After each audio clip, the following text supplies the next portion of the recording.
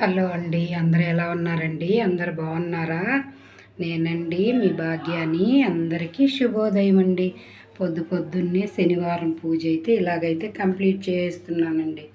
పొద్దున్నే నాకైతే ఇలాగ కంప్లీట్ అయిపోయింది ఫ్రెండ్స్.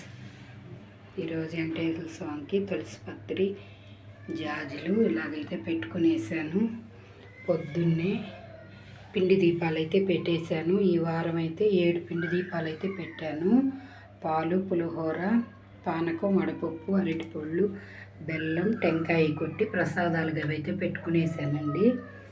ఈ ధూపం చాలా మంచిది.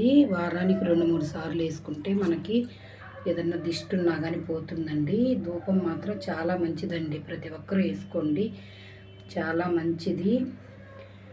వారంలో 3 సార్లు ఇలాగా మనము సాంబ్రాణి అయితే వేసుకోం కదా, ఇప్పుడు ఇట్లాగైతే తయారయ్యేసి వస్తుంది. ఇలాగైతే మనం వారానికి ఒక 3 సార్లు పూజ గదిలో వెలిగించుకుంటే మంచిది. రూమ్ అంతా కూడా తిప్పుకుంటే చాలా మంచిది.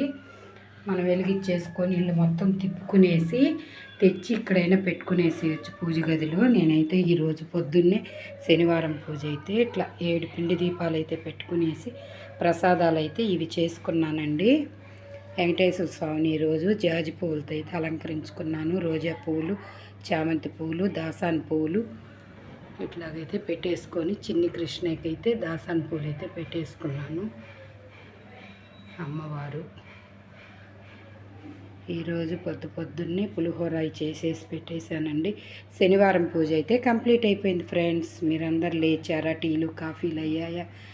ఏం టిఫిన్లు, పూజలు చేశారా? వీడియో చూడండి ఫ్రెండ్స్. వీడియో నచ్చితే ఒక లైక్ ఇవ్వండి, క్లిప్ చేయొద్దు, పూర్తిగా చూడండి. మీరు ఇచ్చే లైక్తో నా వీడియో ఇంకొంచెం ముందుకెళ్తుందండి. నా ఛానల్ సబ్స్క్రైబ్ చేసుకొని వాళ్ళు ఉంటే సబ్స్క్రైబ్ కూడా చేసుకోండి ఫ్రెండ్స్. కామెంట్ కూడా పెట్టండి. మరి ఉంటానండి. అందరికీ శుభోదయం అండి. అందరికీ బాయ్ అండి. శనివారం పూజ అయితే పొద్దున్నే కంప్లీట్ అయితే అయిపోయింది ఫ్రెండ్స్.